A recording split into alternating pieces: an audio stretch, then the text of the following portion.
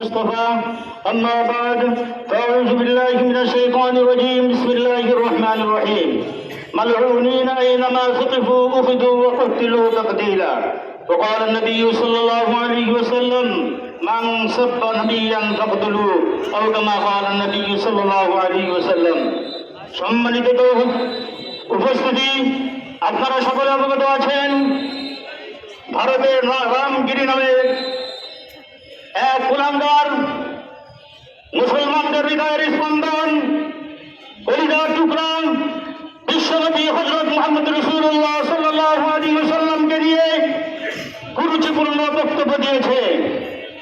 আমি বলতে চাই, রাসূলের জামানায়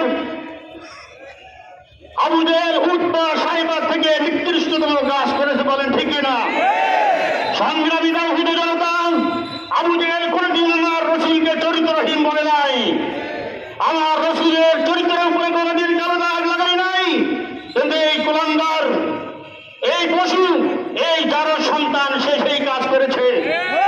তারই সমর্থনে বিজেপির একজন সংসদ সদস্য সে বলেছে, মুসলমানরা এ নিয়ে যদি কোনো বাড়াবাড়ি করে এবং এই কুলাঙ্গারের কোনো কিছু হয় তাহলে মুসলমানদের মসজিদে ঢুকে তাদেরকে পিটানো হবে।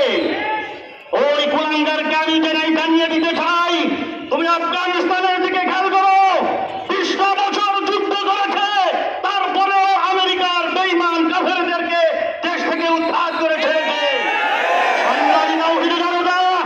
বর্তমান বলতে চাই, তোমরা ফিলিস্তিনের দিকে তাকাও, ফিলিস্তিনের মা বোনেরা, এমনকি কোরআন শিশুরা, তাদের রক্ত রাজপথে তারা দিয়ে দিয়েছে।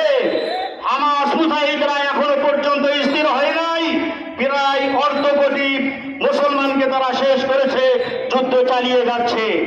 মুসলমানদের রক্ত, মুসলমানরা রক্ত দিতে জানে, এত পরিমাণ রক্ত দিতে জানে, রক্ত খেতে খেতে তোমাদের পিপাসা শেষ হয়ে যাবে, মুসলমানদের রক্ত দেওয়া শেষ হবে না, বলেন ঠিক কিনা? আমি ভারতের মোদী সরকারকে বলতে চাই, অনতিবিলম্বে এই 2 কুলাঙ্গারকে গ্রেফতার করে দৃষ্টান্তমূলক শাস্তি দিতে হবে, না হলে বাংলাদেশের সাথে সমস্ত সম্পর্ক তোমাদের সাথে বিচ্ছিন্ন করা হবে। আমি অন্তর্বর্তী সরকারকে অনুরোধ করে বলতে চাই, আপনি দ্রুত সিদ্ধান্ত গ্রহণ করুন। ভারতের মোদী সরকারকে বলুন যে আমরা বাংলাদেশের পক্ষ থেকে আমাদের প্রাণের স্পন্দন বিশ্বনবীকে নিয়ে যারা কুরুচিপূর্ণ বক্তব্য দিয়েছে তাদের নিন্দা জানাই এবং বাংলাদেশের পক্ষ থেকে তাদের দৃষ্টান্তমূলক শাস্তি চাই। যদি মোদী সরকার তা গ্রহণ না করে তাহলে বাংলাদেশ থেকে ভারতের দূতাবাসকে ঘুরিয়ে দিতে হবে। সংগ্রামী তাওহীদ জনতা, সর্বশেষ আপনাদের উদ্দেশ্যে একটা কথা বলতে চাই, যদি মোদী সরকার এই বিচার না করে তাহলে ভারতের যত পণ্য আমরা ব্যবহার করি সমস্ত পণ্যকে আমরা ব্যবহার বন্ধ করে দিয়ে রাসূলের প্রেম, রাসূলের ভালোবাসা পৃথিবীর বুকে আমরা উঁচু করে দেখাবো ইনশাআল্লাহ। নাসরুম মিনাল্লাহি ওয়া ফাতহুন করিব ওয়া বাশশিরিল মুমিনিন। আসসালামু আলাইকুম ওয়া রাহমাতুল্লাহ। সম্মানিত তাওহীদ জনতা, এই পর্যায়ে আপনাদের সামনে বক্তব্য নিয়ে আসছেন ইমাম পরিষদের বেনাপোল থানা শাখার সম্মানিত সভাপতি মুফতি আবু হানিফ। বক্তব্য নিয়ে আসছেন মুফতি আবু হানিফ। নাহমাদুহু ওয়া নুসাল্লি আলা রাসূলিহিল কারীম। আম্মা বা'দু ফাআউযু বিল্লাহি মিনাশ শাইতানির রাজীম। বিসমিল্লাহির রহমানির রহিম। ওয়া মা আরসালনাকা ইল্লা রাহমাতাল লিল আলামিন। সম্মানিত হাজিরিন, আপনারা অবগত আছেন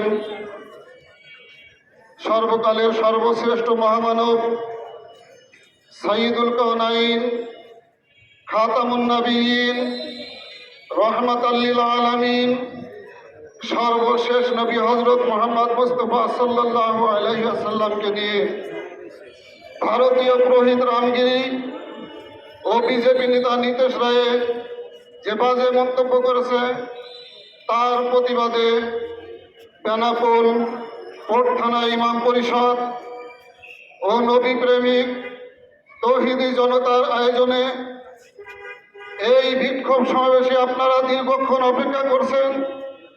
তার জন্য জানাই আমার অন্তরের অন্তঃস্থল থেকে সালাম, দোয়া ও ভালোবাসা। সম্মানিত হাজেরিন, আপনারা দীর্ঘক্ষণ এখানে অপেক্ষা করতেছেন এবং আমাদের আশেপাশের যত মিছিল ছিল সব ইতোমধ্যে পৌঁছে গেছে। এই জন্য বক্তব্য দীর্ঘ করতে চাই না। সর্বোপরি বিশ্বের সর্ব আদালতে এই কুখ্যাতদেরকে সর্বোচ্চ শাস্তি কামনা করে আমি আমার সংক্ষিপ্ত বক্তব্য শেষ করছি।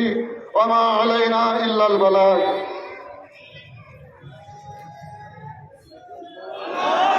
সংগ্রামী সাথী ও বন্ধুগণ, সর্বশেষ বক্তব্য নিয়ে আসছেন ইমাম পরিষদের সম্মানিত উপদেষ্টা বিশিষ্ট আলেমে দ্বীন জনাব মুফতি সাইদুল বাশার।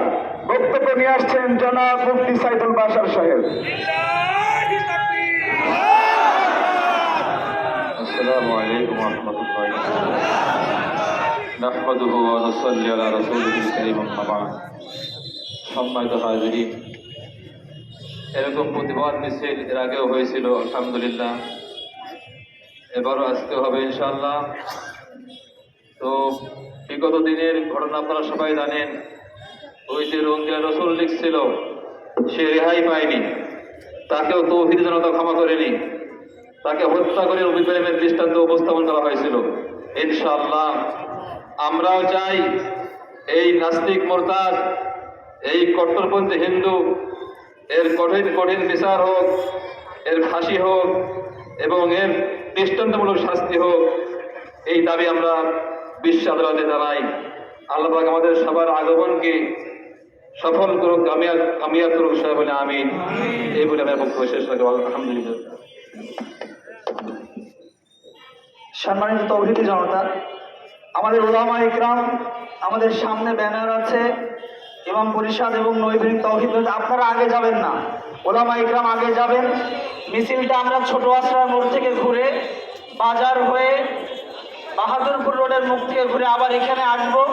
এসে সর্বশেষ আমাদের মুফতি সাইদুল বাশার সাহেব হুজুরের মুনাজাতের মাধ্যমে ইনশাআল্লাহ আমাদের মিছিল শেষ হবে। আমরা একটু ধীরস্থিরতার সাথে যাব ইনশাআল্লাহ। আলেম ওলামাকে আগে থেকে